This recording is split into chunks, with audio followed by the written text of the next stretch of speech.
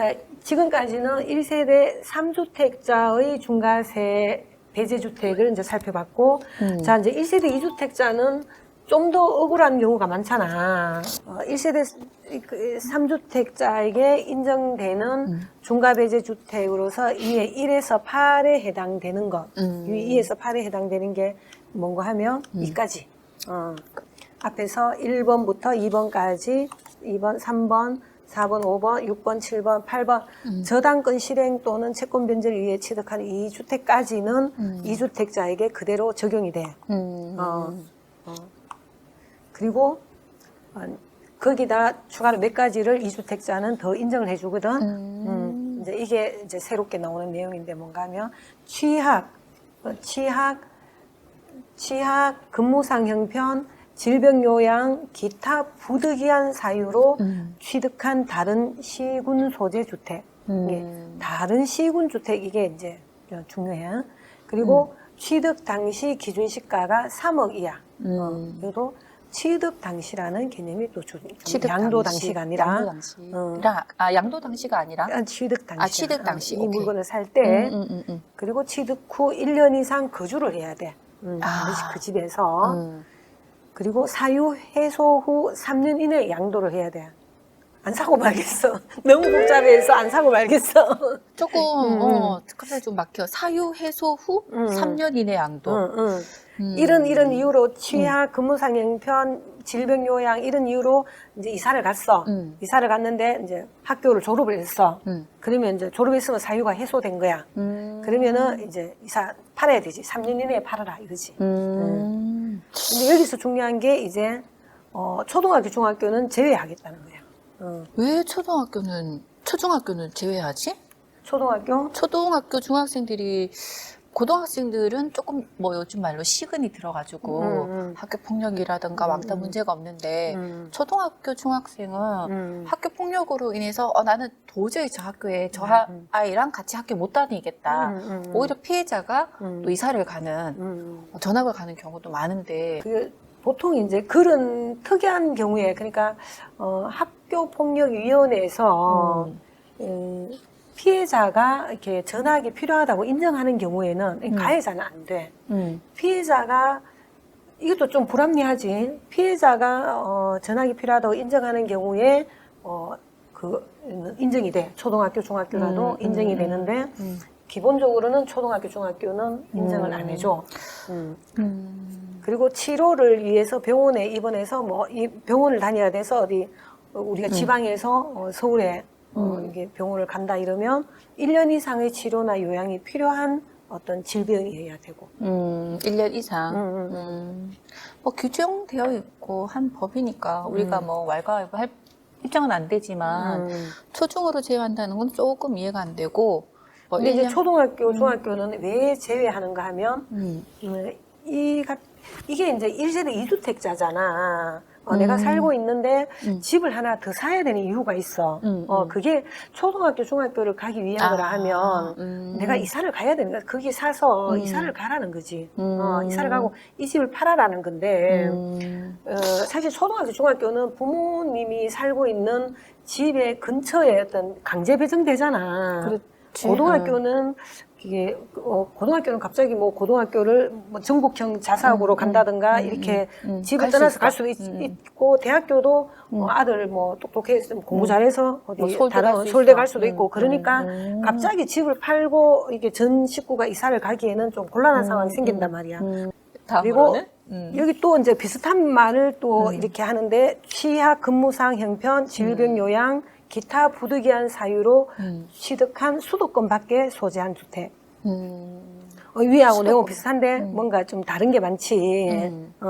근데 위에 거는 뭐 이렇게 3년 이내에 뭐 어쩌든 요건이 많잖아. 근데 여기는 수도권 밖에 있으면 그런 요건이 없다는 거지. 오케이. 중과배제 주택이 될 수 있다. 그런데 여기서 이제 요건이 없다고, 그러면 내가 취약, 우리 아이가 대학교로 이제 어디로 갔다, 서울에 갔다.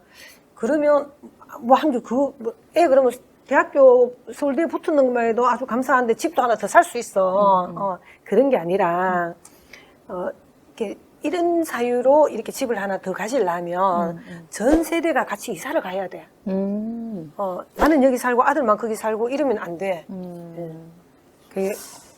왜 이런 규정이 2번, 3번 이런 규정이 왜 있어야 되는가 하면 이런 애가 우리 아가 서울에 이제 학교를 다니니까 뭐 우리 식구들 다 이사를 가려다 이래서 이사를 갔는데 집이 안 팔리잖아. 내가 팔고 가면 좋은데 안 팔리니까 못 파는 경우는 어떻게 해야 돼? 전세 놓고 가야 되잖아. 그렇지, 전세 놓고 가야 되지. 그런 경우에 제때 못 팔았는 경우에 그때는 이렇게 비과세 원래 1세대 1주택에 1세대 1주택은 비과세가 되고 또 이런 이유로 집을 먼저 사고 이사 가려고 하는데 집을 먼저 사고 안 팔려서 나중에 팔 경우에는 3년 이내에 보통 조정지역이 아니면 3년 이내에 팔면 되잖아. 근데 또 조정 대상 지역이면 또 1년 이내에 팔아야 된단 말이야. 그래서 1년 이내에 못 팔고 조정 대상 지역에서 1년 이상 1년 됐는데 못 팔면 중과세 해야 된단 말이야, 그지? 그래서 그런 데는 중과세를 하지 않겠다. 그리고 또 여기 이제 취약, 근무상 형편, 질병요양 이거면 명칭만 붙이면 다 되느냐? 안 된다는 거지. 꼭 질병요양 같으면 내가 거기 가서 꼭 살아야 되는 이유가 좀 이해가 돼야 된다는 거예요. 사회통상적으로 이해가 돼야 되지. 꼭 거기서 내가 조금 여기서 사실 통금도 할 수 있는데 만약에 서울 경기도에 산다 그러면 경기도에서 충분히 서울에 있는 병원을 오갈 수 있는데 이게 누가 봐도 이건 좀 이해 안 된다 이러면 인정 못 받을 가능성이 상당히 높아. 다음 이제 부모 복양 합가일로부터 10년 이내에 양도하는 주택. 이건 좀 효도하라고 좀 기간을 많이 줬지. 다른 건 5년 이내인데 지금 이거는 지금 10년 이내지. 그 부모님하고 같이 부모님을 모시고 사는 날로부터 10년 이내. 10년 이내. 오케이. 그리고 혼인 합가일로부터 5년 이내 양도. 혼인 신고를 했는 날로부터 해서 5년 이내. 오, 똑똑하네. 아까 신고하라며 언니가. 또 그래 여기 지금 이제 위에 부모 복양 합가일 있잖아. 부모 복양 합가일도 있고 밑에 혼인 합가일도 있잖아. 네. 그러면 이제 이 두 날짜는 같은 합가일인데 조금 이렇게 위치가 달라. 신분이 달라. 부모 복양 합가일은 이분이 이사만 오면 된단 말이야. 이사를 오고 그다음에 주민등록 전입을 하게 되겠지. 근데 이제 주민등록이 뭐냐? 어쨌든 이제 내가 지금 살고 있는 거를 상황을 서류로 나타낸 거단 말이야, 그지? 근데 부모 복양 합가일은 우리 이제 말했잖아 그 전에 국세는 실질과세 원칙이다. 그럼 부모 복양 합가일이라면 이것도 지금 부모 복양 합가일이 며칠인지 이사했는 날인지 주민등록 전입한 날인지 이런 게 없어. 법에 그냥 이렇게 딱 돼 있어. 그러면 이제 우리가 감으로 따져야 돼. 감으로 판단해야 되거든. 그러면 부모 복양 합가일은 실제로 합친 날. 실제로 합친 날. 날이 되는데 이 밑에 혼인 합가일은 그게 아니라 혼인신고하는 날. 혼인신고일. 부모 복양 합가일은 실제 살았 날, 안 살았 날. 혼인 합가일은 혼인신고 한 날. 뭐 이렇게 해서 이게 상황을 보니까 이게 뭔가 주민등록 전입이라고 실제로 내가 이사했다고 말하는 날이 조금 이사했는 날은 사실은 제3자가 확인할 수 있는 날이 없잖아. 주민등록 전입일은 딱 주민등록 등본 딱 띄면 딱 나오는데 이사했는 날은 어디에 공표되는 날이 없잖아. 그래서 이사했는 사실을 입증을 해주는 게 주민등록이단 말이야. 그런데 내가 이사했다고 주장하는 날이 주민등록 날짜하고 너무 차이가 나면 이제 세무서에서 의심을 하는 거지. 그럴 수 있겠다. 네 요 날 이사 안 했을 수 있겠네. 이제 확인을 해보니까 실제 아파트 관리사무소에 가보면 왜 관리비 중간정산하고 이런 거 있잖아. 그게 결정적으로 불리하게 작용해. 대부분.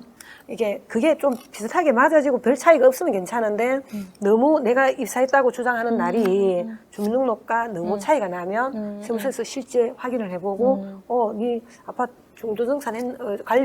관리비 중간정산했는 날이 이 날이 아니네. 이래가지고 그날을 기준으로 이제 세금을 과세를 하게 되면 상황이 달라질 수가 있다는 거지. 그래서 항상 실제 무슨 날이다 이래서 그 말을 주장하려면 서류를 갖춰놓는 게 좋아.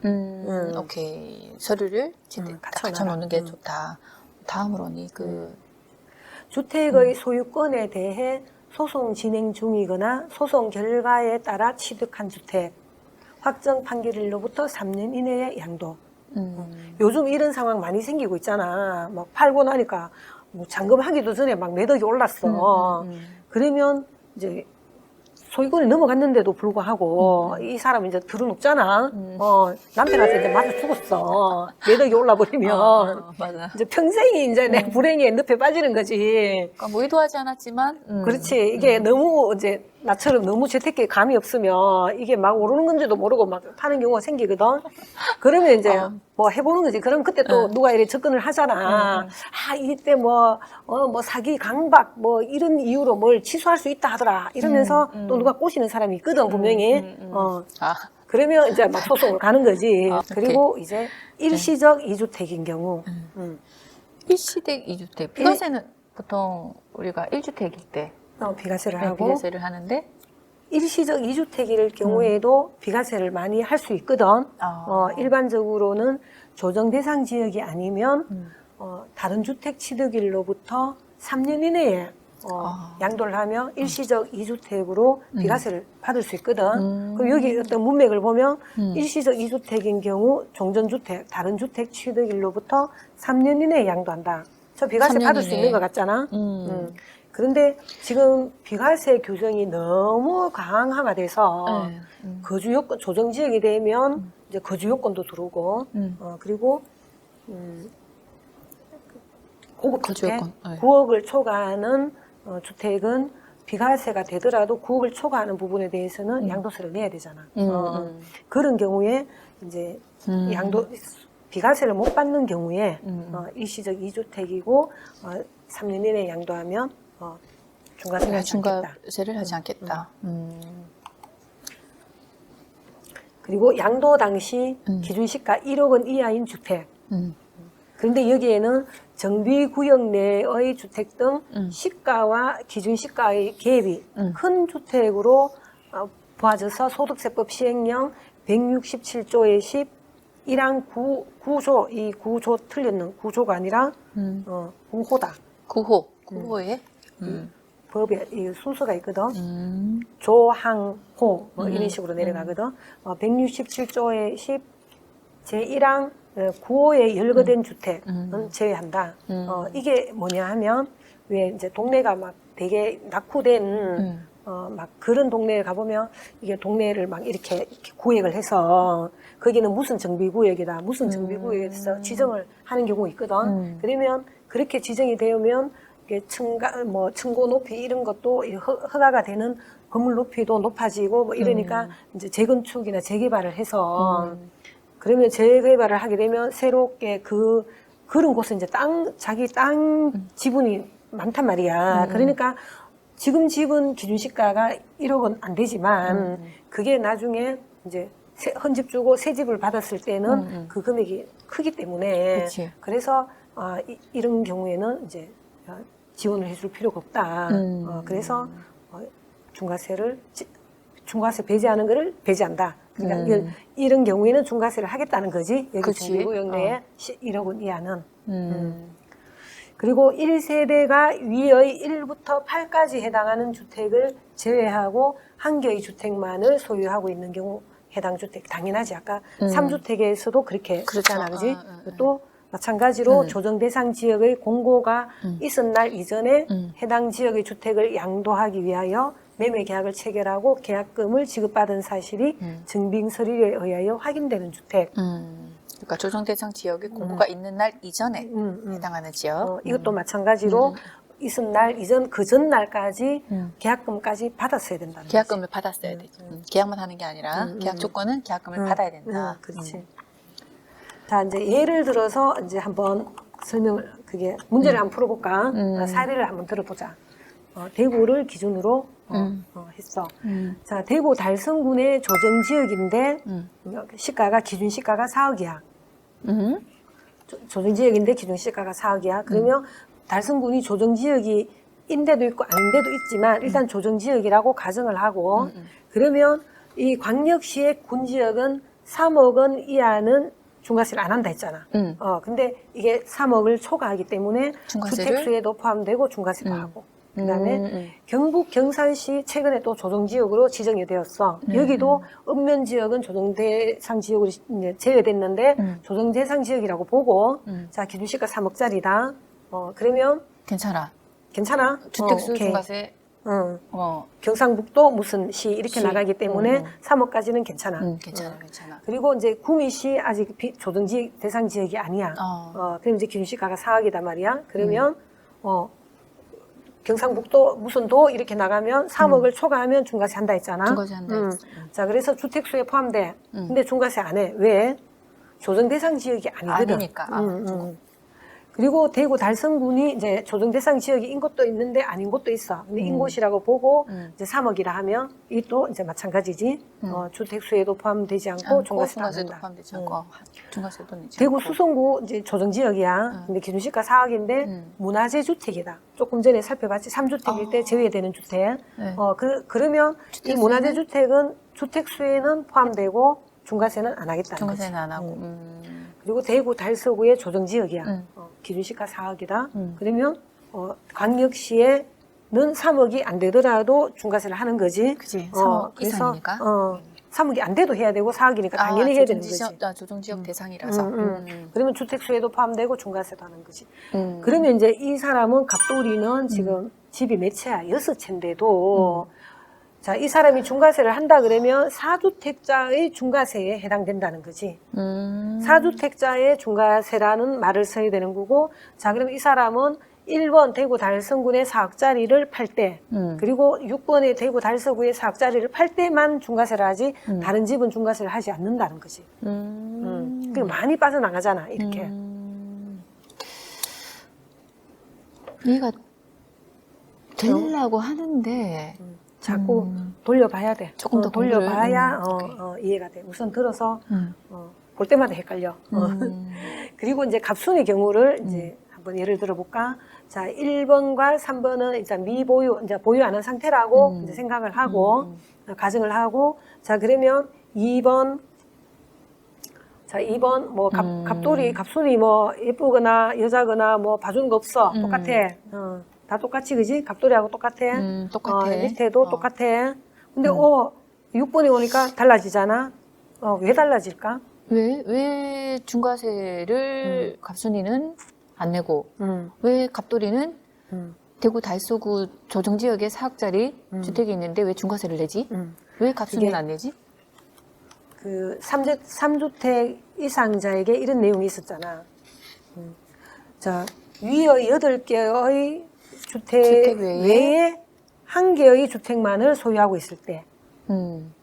위에 쭉쭉쭉 말했는, 다 이야기했는 주택, 몇 가지야? 8가지 이외에 1개의 주택만을 소유하고 있을 때, 그랬지? 그 10억짜리, 20억짜리여도 중과세 안 한다고. 한 개의 주택만을 소유하고 있기 때문에. 중과세 안 한다고 쭉 열고 있는 주택 외에 나머지 온전한 내가 살고 있는 집 1개는 20억짜리든 30억짜리든 중과세 안 하겠다는 거지. 자, 그러면 이게 주택수에는 포함돼. 그러면 이 사람은 갑순이는 주택수에는 포함되니까 2주택자의 중과세에 해당이 되겠지. 그렇지만 막상 중과세 할 건 하나도 없어. 없어. 이걸 먼저 무엇을 먼저 팔든 간에 아무것도 중과세 안 당해. 그래서 갑순의 경우에도 실제로는 주택수가 4주택자인데 4주택자인데 하나도 중과세 할 게 없다는 거지. 그래서 빠져나갈 수 있는 부분이 상당히 많지.